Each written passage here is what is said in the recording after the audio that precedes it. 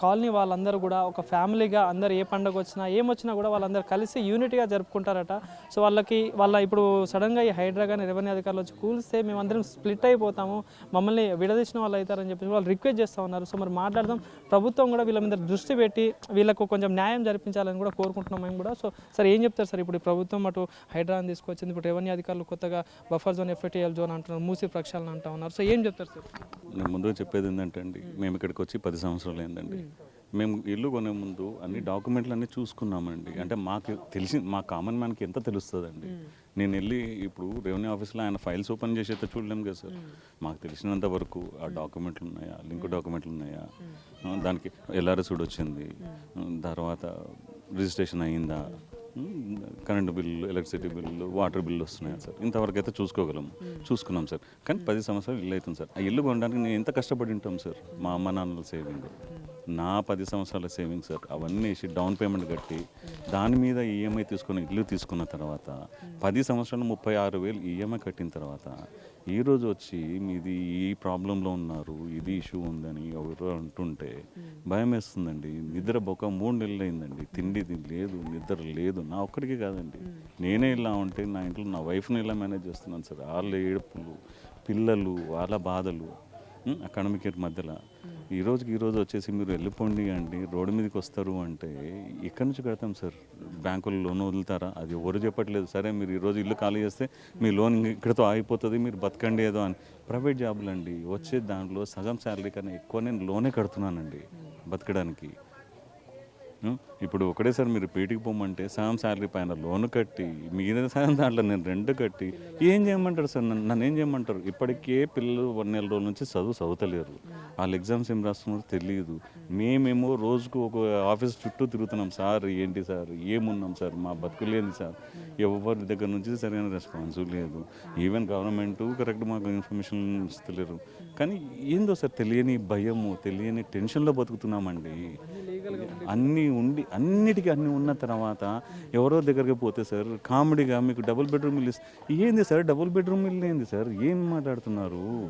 Double bedroom జీవితాంతం కష్టపడే దానికి ఖర్చు డబుల్ బెడ్రూమ్ ఇల్లు ఎవరికి ఇస్తారండి?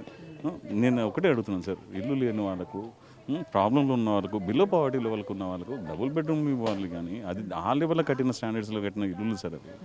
ఈరోజు నన్ను ఇంట్లోకి వెళ్ళి కొట్టి రోడ్డు మీద పడేస్తా, అప్పుడు నువ్వు ఇల్లు లేనోడు అవుతావు కదా, అప్పుడు నీ తీసుకెళ్ళి డబుల్ బెడ్రూమ్ ఇల్లు ఇస్తా అన్నట్టు చెప్తున్నారు సార్. ఏంది సార్ ఇది?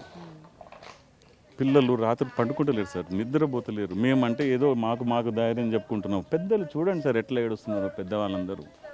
ఏం వస్తుంది సార్? మీరు సీఎం, మీరు పెద్ద పొజిషన్లో ఒక పవర్ ఉందండి. పవర్తో పాటు రెస్పాన్సిబిలిటీ వస్తుంది. పవర్ అంటే మీరు సీఎం పొజిషన్లో అంటే తెలంగాణకి తండ్రి లాంటి వాళ్ళండి. మీరు బిడ్డలను చూడాలి సార్, బిడ్డల కష్ట సుఖాలను సాల్వ్ చేయడానికి ట్రై చేయాలి. కానీ మీరే అంటే ఇది అట్లా అంటలేము సార్. ఇది సుందరీకరణ అంటే మేము ఒప్పుకుంటాం సార్, చేయాలి. డెవలప్మెంట్ అనేది హైదరాబాద్ కావాలి. అయ్యింది. హైదరాబాద్ ప్రపంచంలో నెంబర్ 1 అయితే నాకన్నా ఎక్కువ సంతోషం ఉన్నాడు సార్. కానీ నా జీవితం నా లాంటి 14,000 మందో 20,000 మందో నాకైతే తెలియదండి. వాళ్ళ జీవితం మీద సుందరీకరణ ఏంటి సార్? పోనీ ఈ 14,000 మందిని 20,000 మందిని హైదరాబాద్ హీరోస్గా డిక్లేర్ చేసి మాకు జూబ్లీహిల్స్లో ప్లేస్ చేయండి. మేము హైదరాబాద్ డెవలప్మెంట్కి మేము హెల్ప్ చేస్తున్నాం, సుందరీకరణకి హెల్ప్ చేస్తున్నాం, గ్లోబలైజ్ అవ్వడానికి మేము హెల్ప్ చేస్తున్నాం. మరి హెల్ప్ చేసినప్పుడు మాకు కూడా మీరు హెల్ప్ చేయండి.